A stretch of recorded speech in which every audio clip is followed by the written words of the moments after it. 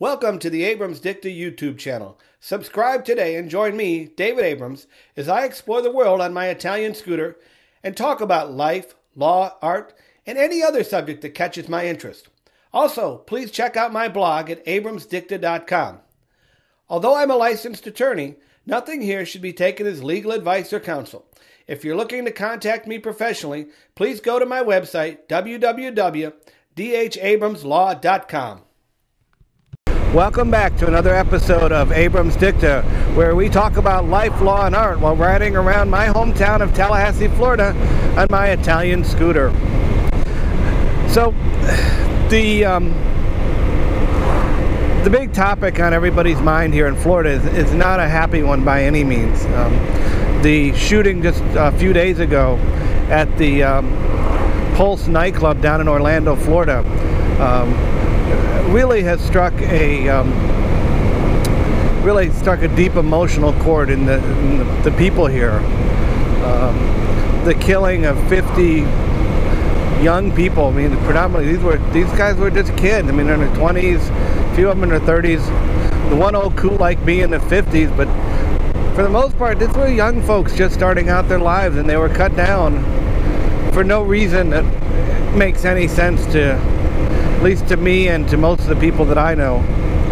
And it's creating a lot of questions, and really creating a lot of examination. And I don't know, it's a story that is becoming all too familiar in American culture. Feels like we're starting to live in some kind of third world country that's in the middle of a civil war or something, where you have these mass killings of people in public places that it's not. I don't know. It just doesn't make any sense. And I think appropriately so raises a lot of issues of debate on subjects such as mental illness and gun control, our gun policy and things like that. And as a lawyer, I get asked a lot about my opinion on the Second Amendment. People are really, it's almost like a religious idea to some folks. And and I hear this argument that people make that we have a right to bear arms, so that if our government ever becomes tyrannical, we have a right to resist tyranny with armed resistance to the U.S. government. And I'll be very candid, and I'm not going to mince words on that. That's a bullshit argument. That is not what the Constitution says. You do not have any kind of right to wage war against the U.S. government, and it's not a justification for keeping an assault rifle. It's actually written into the Constitution that treason shall consist of waging war against the government. It's not allowed by the Constitution. It's never been allowed by the Constitution. And all these people that say, the president takes away our freedom. Let me tell you, the president can't take away your freedom. We have three branches of government. It's checks and balances. As long as you have a functioning Constitution and a functioning government in the United States, you don't really have to worry about that. Our way of changing the government is through votes and elections. Right? It's through lawsuits. Yeah, I said lawsuits. People forget that suing the government for enforcement, we have a right to sue the government to enforce our civil rights.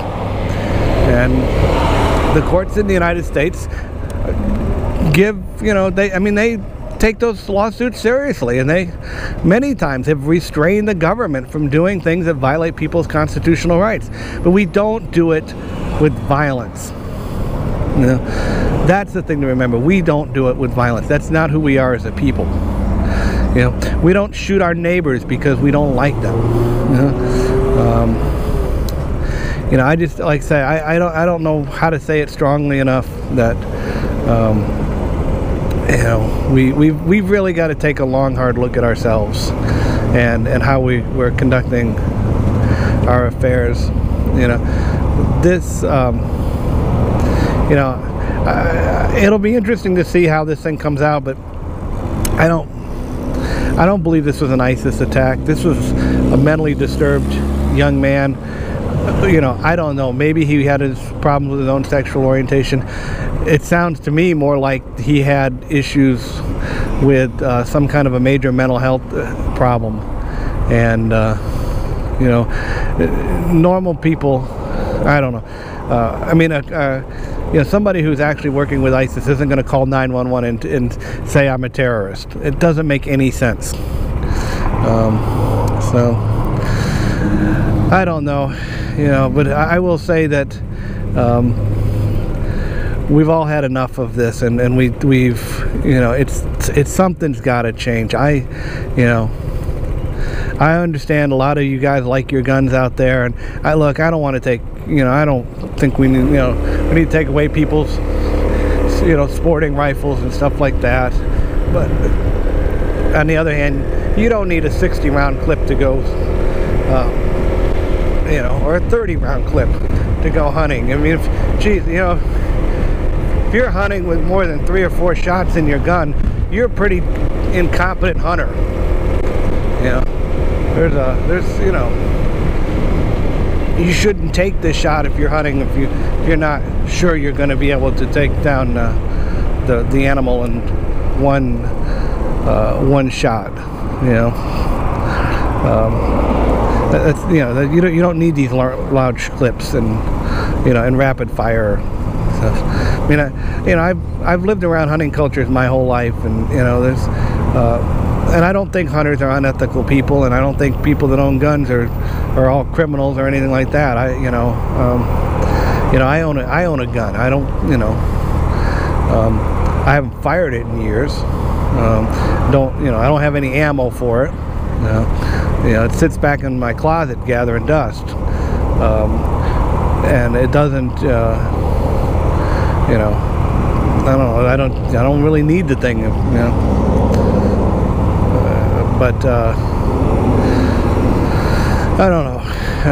I'll get off my tirade, but when you see this many people dying, you know, it just rips at you. You know, you know, there's no reason for it. So anyhow, I appreciate you guys for riding with me today.